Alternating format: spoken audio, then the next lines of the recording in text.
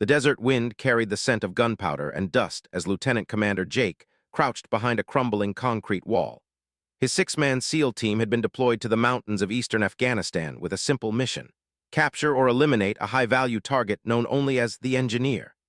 Intelligence reports indicated this man was responsible for designing the sophisticated roadside bombs that had claimed dozens of American lives over the past 6 months. Adjusted his night vision goggles and studied the compound below. The target building sat in a valley surrounded by rocky hills, its flat roof dotted with communication equipment. 2 guards patrolled the perimeter, their AK-47s slung casually over their shoulders. Everything seemed routine, exactly as the reconnaissance photos had shown. "Overwatch in position," whispered Petty Officer Sarah through the radio. She had taken her sniper rifle to a ridge 800 meters away, providing cover for the assault team. Her voice was steady, professional, had more confirmed kills than anyone else in the unit, despite being only 26 years old. Checked his watch. 0230 hours. Perfect timing for a surprise attack when most people would be in deep sleep. He signaled to his team members, the team's medic and explosives expert, their communications specialist, Williams, the heavy weapons operator, and Jackson, the youngest member at 22 but already a veteran of 3 combat deployments. The plan was straightforward: would eliminate the guards silently with her suppressed rifle. The assault team would breach the main building, secure the target, and extract within 15 minutes. Simple operations were usually the most successful ones. "Guards down," reported as 2 soft pops echoed across the valley. The sentries collapsed without making a sound. Led his team down the rocky slope, their boots finding purchase on the loose stones. Years of training had taught them to move like ghosts, each step calculated to avoid detection. The compound's main gate stood open, exactly as their intelligence had predicted. Local informants had provided detailed information about the building's layout and the target's sleeping quarters. As they approached the entrance, placed small explosive charges on the door hinges. The breaching explosives would create enough noise to wake everyone inside, but by then it would be too late. His equipment to jam any radio transmissions from the compound. 30 seconds, whispered into his microphone. The charges detonated with a sharp crack, and the wooden door fell inward. Williams rushed through first, his machine gun ready to suppress any resistance. The team flowed into the building like water, each man knowing his exact role and destination. The first floor was empty except for sleeping quarters containing 3 men. Jackson zip-tied their hands while searched for weapons and intelligence materials. Everything was proceeding perfectly according to plan. Climbed the stairs to the second floor where their target supposedly slept. The wooden steps creaked under his weight despite his careful movements. At the top, a narrow hallway stretched toward 3 doors. Intelligence reports indicated the engineer used the room at the far end. As reached for the door handle, his urgent voice crackled through his earpiece. Multiple vehicles approaching from the north. Estimate 15 to 20 hostiles, heavily armed. His blood ran cold. Their intelligence had been wrong. This wasn't just a safe house, it was a trap. "Do you have eyes on the vehicles?" asked, trying to keep his voice calm. "Affirmative, 3 pickup trucks with mounted machine guns. They're surrounding the compound. We've got maybe 2 minutes before they're in position." The engineer's room was empty except for a simple cot and a table covered with bomb-making materials. No target, just evidence that he had been here recently. Realized they had walked into an ambush designed specifically for American Special Forces. "Abort mission," commanded. "All teams to extraction point Alpha." But as his team rushed toward the exit, the night erupted with gunfire. Muzzle flashes lit up the darkness as automatic weapons opened fire from multiple positions around the compound. The enemy had anticipated their escape routes and positioned fighters accordingly. The SEAL team found themselves trapped inside a building, surrounded by an unknown number of enemies with superior firepower and tactical advantage. Their carefully planned mission had become a desperate fight for survival in the unforgiving mountains of Afghanistan. Bullets shattered the windows and his team dove for cover behind concrete walls. The compound had transformed from a quiet target into a deadly killing zone within seconds. Outside, enemy fighters shouted commands in multiple languages, while their weapons created a continuous wall of gunfire. "We need suppressing fire on the north side," called into his radio while chunks of concrete exploded around his head. "I'm pinned down," responded, her voice tight with stress.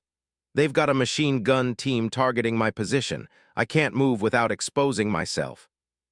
Williams had set up his squad automatic weapon near a blown-out window and was returning fire in short, controlled bursts. His training emphasized ammunition conservation during extended firefights, but the enemy seemed to have unlimited supplies of bullets. Crawled across the floor to reach Jackson, who had taken shrapnel in his left shoulder when the first volley of gunfire erupted. Blood seeped through Jackson's uniform, but the young SEAL remained conscious and alert. "How bad is it?" asked while reloading his rifle. "He'll live, but he's losing blood. We need to get out of here soon," replied, applying pressure bandages to Jackson's wound. Was frantically trying to establish communication with their command center, but the enemy was jamming all radio frequencies except the short-range channels the team used to talk among themselves. No reinforcements were coming. No air support would arrive to save them. Evaluated their tactical situation. The compound sat in a natural bowl surrounded by higher ground, giving the enemy multiple firing positions with overlapping fields of fire. His team had perhaps 300 rounds of ammunition remaining, while the attackers seemed to have heavy machine guns and rocket-propelled grenades. "Sir, we've got movement on the south wall," Williams reported. "Looks like they're trying to breach." An explosion rocked the building as an RPG struck the exterior wall. Dust and debris filled the air, making it difficult to see or breathe. Realized the enemy was using classic small-unit tactics, pinned down the Americans with overwhelming firepower while assault teams moved into position for a final attack. Jackson struggled to his feet despite his injury. "I can still fight, sir." "Stay down and save your strength," ordered. He admired Jackson's courage, but wounded men made poor decisions under stress. Another explosion, closer this time. The enemy was systematically destroying the building around them. Checked his watch. They had been under fire for 12 minutes. In military terms, that was an eternity during a close-quarters battle. "We need to break contact and move to a more defensible position," told his team. The compound's main building was becoming a death trap as the walls crumbled under sustained fire. Pointed toward a small storage building about 50 meters away. "That structure looks more solid, and it's got better sight lines." Moving 50 meters under fire would be extremely dangerous, but staying in their current position meant certain death. Made the decision every combat leader dreads: risk everything on a desperate gamble. "We're moving to the storage building. We need covering fire on all approaches." "Roger that," replied. "Give me 30 seconds to reposition." His rifle began sending precise shots toward enemy positions. Her suppressed weapon was difficult for the attackers to locate, giving her a temporary advantage. Each shot was carefully aimed to force enemy fighters to keep their heads down.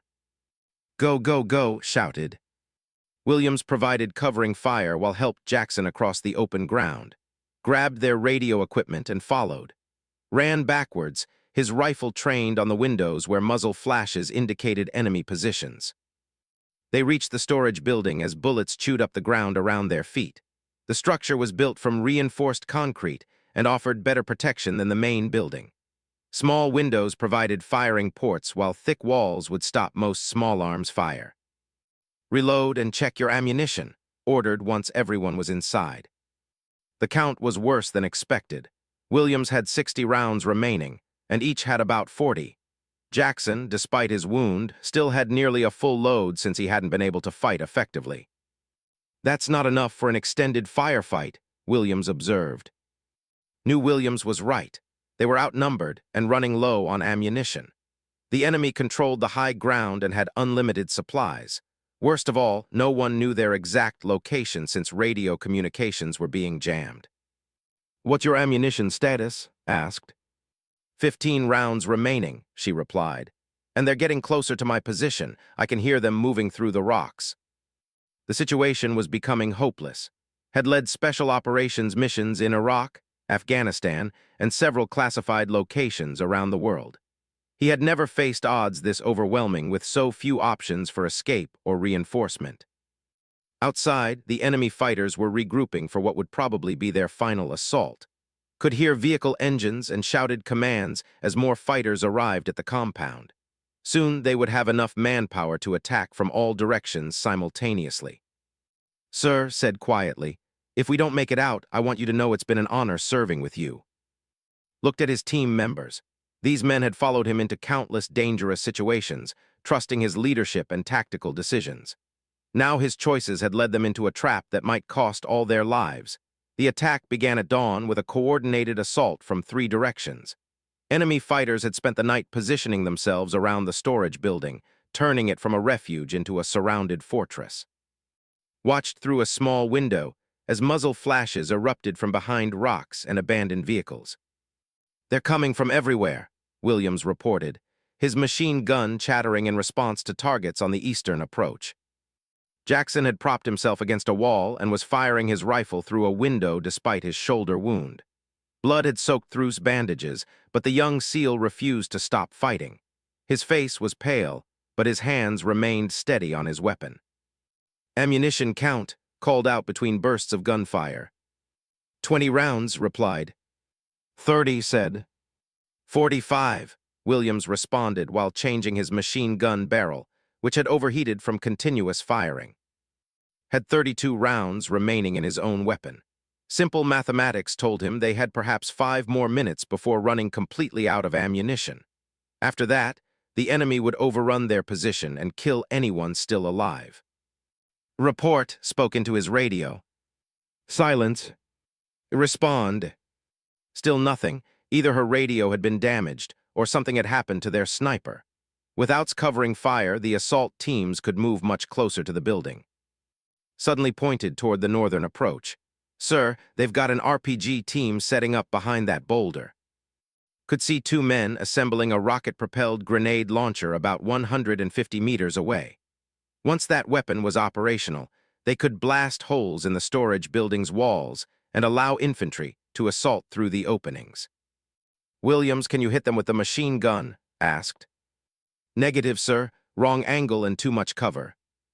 The RPG team finished their setup and aimed the weapon directly at the storage building.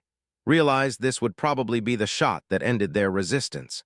The concrete walls might stop rifle bullets, but a direct hit from an RPG would create a massive breach. The enemy fighter pulled the trigger and watched the rocket streak toward their position. Everyone dove to the floor as the warhead struck the north wall with a thunderous explosion. Chunks of concrete and metal fragments filled the air like deadly rain. When the dust settled, a hole 3 feet wide had been blown through the wall. Enemy fighters immediately began moving toward the breach, knowing the Americans were nearly out of ammunition and options. "This is it," told his team. "We make our last stand here." But as the first enemy fighter appeared at the breach, a single rifle shot echoed across the valley. The attacker spun around and fell backward, a red stain spreading across his chest. A second shot dropped another fighter who had been running toward the hole. "What the hell?" Williams muttered, looking around in confusion. More shots began ringing out from somewhere in the hills above the compound. Each bullet found its target with precision that could only come from an expert marksman. Enemy fighters who had been advancing confidently suddenly found themselves under accurate sniper fire from an unknown position. "Unknown shooter, this is SEAL Team 7, called into his radio. Hopping, whoever was helping them could hear the transmission. "SEAL Team 7, this is Staff Sergeant David Martinez, U.S. Army Rangers. Sorry I'm late to the party." Felt a surge of relief and hope. Martinez's voice was calm and professional, exactly what they needed to hear after hours of desperate fighting. "How did you find us?" asked while his team continued firing at enemy positions. "We've been tracking the same high-value target for 3 days. Heard the gunfire and came to investigate. Looks like you boys could use some help." Martinez's rifle continued sending precisely aimed shots into enemy positions. Unlike suppressed weapon, his shots were loud and clearly audible across the valley. Each report was followed by an enemy fighter falling or diving for cover. "How many men do you have with you?" asked. "Just me, but I've got plenty of ammunition and a clear field of fire from up here." One sniper against 15 to 20 enemy fighters should have been hopeless, but Martinez was systematically destroying their tactical advantage. The attackers had planned their assault assuming they only faced the trapped SEAL team. They had not prepared for accurate sniper fire from an elevated position. Enemy fighters began retreating from their advanced positions, seeking better cover from Martinez's rifle. This gave team breathing room to reorganize their defense and conserve their remaining ammunition. "Can you see any escape routes from your position?" asked Martinez. "Negative on escape routes, but I can keep these guys honest while you figure something out. They're not going anywhere with me watching the approaches." Jackson had lost consciousness from blood loss, but reported his pulse was steady and strong. Williams redistributed ammunition so everyone had at least 20 rounds, continued trying to establish communications with their command center. "Sir, I'm getting some radio traffic," reported. "Sounds like there might be air support inbound." Allowed himself a moment of cautious optimism. If Martinez could hold the enemy forces in place until air support arrived, they might actually survive this ambush. But then Martinez's voice came over the radio with urgent concern. "SEAL Team 7, you've got more vehicles approaching from the west. Big convoy, maybe 8 trucks. I count at least 30 additional fighters." Heart sank as he realized their situation had just become much worse. Even with Martinez's expert marksmanship, one sniper could not stop a coordinated assault by 50 or more enemy fighters. The convoy of vehicles stopped just outside rifle range and began unloading fighters armed with heavy weapons. Watched through binoculars as enemy soldiers set up mortars and additional machine guns. The new arrivals were better equipped and more organized than the original attackers. "Martinez, can you hit the mortar teams?" asked over the radio. "I can try, but they're setting up behind good cover. This is getting complicated fast." Was working frantically to stabilize Jackson, whose breathing had become shallow and irregular. The young SEAL needed immediate medical attention that they could not provide in their current situation. "Sir, Jackson needs a medevac within the hour or we're going to lose him," reported quietly. Nodded grimly. They were trapped with a critically wounded man, facing an enemy force that now outnumbered them more than 8 to 1. The situation had moved beyond desperate into nearly impossible. Suddenly looked up from his radio with excitement. "Sir, I've got contact with Air Base. They're scrambling close air support, but it's going to be at least 20 minutes. 20 minutes might as well be 20 hours, Williams observed while watching enemy fighters move into assault positions. The first mortar round landed 50 meters short of their building, sending up a fountain of dirt and rocks. The enemy was adjusting their aim, and the next shots would probably be direct hits on the storage building. "All units, this is Reaper 6-1, a new voice announced over their radio frequency. "I've got 2 A-10 Thunderbolts inbound to your position. Can you mark your location?" Felt a surge of hope. A-10 aircraft were specifically designed for close air support, with powerful cannons and precision-guided missiles. If they could survive until the planes arrived, they might actually escape this trap. Reaper 6-1 were in the concrete storage building on the south side of the compound. Enemy forces are positioned around the entire perimeter. "Copy that. Estimate 12 minutes until we're on station."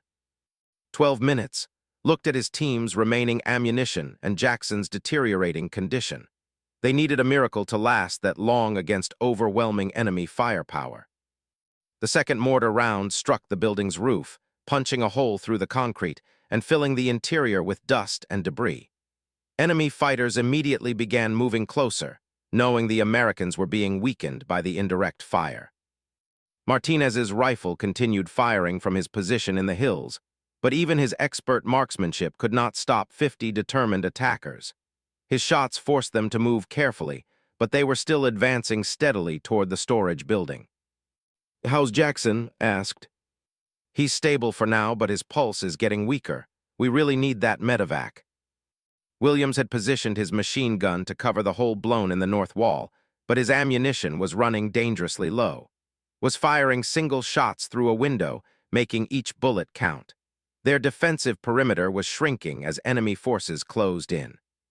"SEAL Team 7, this is," a weak voice suddenly crackled over their radio. "Where are you? Are you injured?" responded with relief. "I'm alive, but my leg is broken. I've been crawling toward your position for the past hour.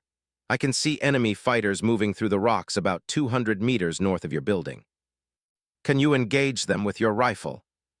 Negative, I lost my weapon when they hit my position with an RPG. I've only got my sidearm and 3 magazines. Quickly calculated their remaining assets. 5 SEALs in the building, 1 with a critical injury. Martinez providing sniper support from an unknown distance, moving toward their position but effectively unarmed, against 50 enemy fighters with heavy weapons and mortar support. The third mortar round landed even closer, shaking the entire building and cracking one of the concrete walls. Enemy fighters were now within 100 meters and preparing for their final assault. "Martinez, how much ammunition do you have remaining?" asked. "Maybe 40 rounds. After that, I'll be throwing rocks." Grabbed arm and pointed toward the eastern approach. "Sir, they're bringing up another RPG team." Could see 2 fighters carrying a rocket-propelled grenade launcher toward a position that would give them a clear shot at the storage building. Once that weapon was in place, they could systematically destroy the structure piece by piece. 10 minutes until air support arrives," announced to his team. "We just need to hold on for 10 more minutes." But as he spoke those words, knew 10 minutes was a lifetime in combat. Enemy forces were moving into final assault positions while his team was nearly out of ammunition. Jackson was unconscious and might not survive even if they were rescued immediately. Williams fired his last burst from the machine gun and reached for his rifle. "That's it for the big gun, sir." Had 12 rounds remaining, was down to 8. Himself had 15 rounds left in his magazine and 1 spare, against 50 enemy fighters closing in from all sides. "What's your position?" asked. "I can see the south wall of your building. There's a group of fighters setting up about 50 meters from my location. Can you create a distraction when they assault?" "I'll do what I can with what I've got." The enemy mortar fired again, and this round landed directly on the building's roof. The explosion blew a massive hole overhead and sent concrete chunks crashing down around the SEAL team. Their shelter was being systematically destroyed. "This is it," told his men. "When they come, make every shot count." Enemy fighters appeared at windows and breaches around the building's perimeter. The final assault had begun, and his team had perhaps 2 minutes of ammunition remaining against overwhelming odds. The sound that saved their lives came from the sky, the distinctive roar of A-10 Thunderbolt aircraft approaching at high speed. Had heard that sound dozens of times during his military career, but never when it meant the difference between life and death. "Reaper 6-1 on station," the pilot announced over their radio. "I can see your building and multiple enemy positions. Keep your heads down." The A-10's 30 cannon began firing with a sound like thunder rolling across the valley. Each burst sent dozens of depleted uranium rounds into enemy positions with devastating accuracy. Fighter positions that had seemed impregnable moments before simply disintegrated under the aircraft's withering fire. Enemy fighters who had been advancing confidently toward the storage building suddenly found themselves running for their lives as cannon shells chewed up the ground around them. The mortars fell silent as their crews abandoned their weapons and sought shelter.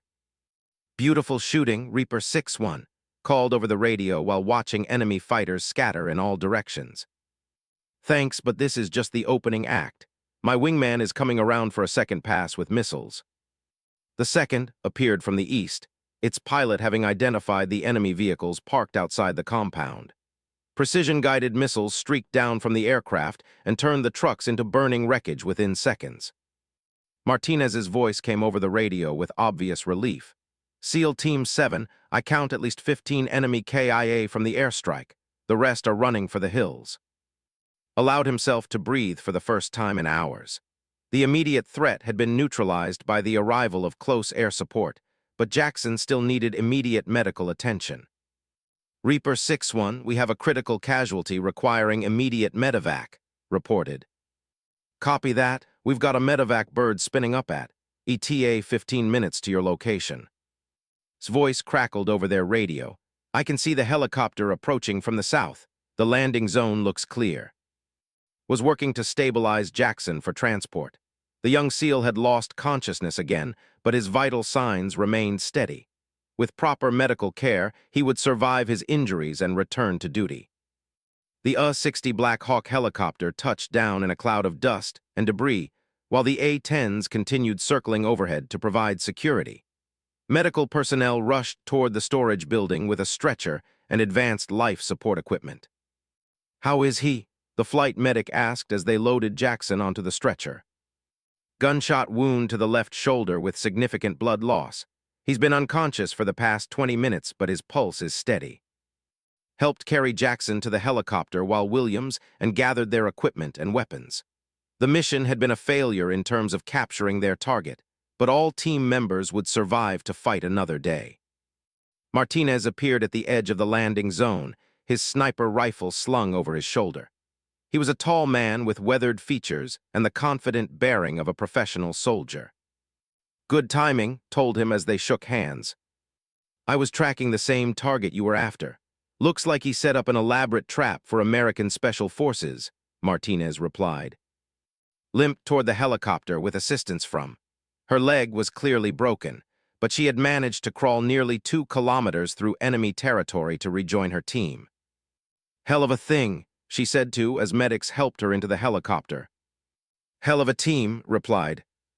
The helicopter lifted off with Jackson and aboard for immediate transport to the military hospital at Air Base, and the rest of his team would follow on a second aircraft that was already approaching the landing zone. As they flew over the compound where they had nearly died, could see the devastation caused by the A-10 attacks. Burning vehicles and destroyed equipment littered the area where enemy forces had positioned themselves. Several bodies lay motionless in the dirt. "Sir," said over the helicopter's intercom system, "I intercepted some radio chatter from the enemy forces. Sounds like the engineer was never actually at that compound. The whole thing was designed to lure American Special Forces into an ambush." Nodded. He had suspected as much when they found the room empty except for bomb-making materials. The enemy had used their own intelligence networks against them, feeding false information that led his team into a carefully prepared trap. "Any word on casualties among the enemy forces?" asked the helicopter crew chief. "Preliminary count is 22 killed, with an unknown number wounded. Most of their equipment was destroyed in the airstrikes." Martinez leaned over too and spoke quietly. "I've been hunting that engineer character for 3 months. Every lead turns into an ambush or a dead end. He's good at staying one step ahead of us." "We'll get him eventually," replied. "Guys like that always make a mistake sooner or later." The helicopter touched down at Air Base, where medical personnel were waiting to examine the team for injuries. Had taken shrapnel in his left arm, but hadn't noticed during the firefight. Williams had a mild concussion from one of the mortar explosions, and were physically uninjured, but would need time to decompress from the psychological stress of the prolonged battle. Combat stress affected every soldier differently and made sure all his team members received proper counseling. 2 days later, visited Jackson in the base hospital. The young SEAL was awake and alert, his shoulder immobilized but healing properly. "When can I return to duty, sir?" Jackson asked. "Focus on getting better first," replied. "The Navy will always need good SEALs, but you're no use to anyone if you don't heal properly." Was in the bed next to Jackson, her leg in a cast but her spirits high. "I hear Martinez has been asking about joining our unit," she told. Smiled. "I think that can be arranged. We could use a sniper with his skills." The mission had failed to capture their primary target, but's team had survived an impossible situation through courage, skill, and the timely arrival of an unknown ally. In the deadly mathematics of special operations warfare, that counted as a victory worth celebrating.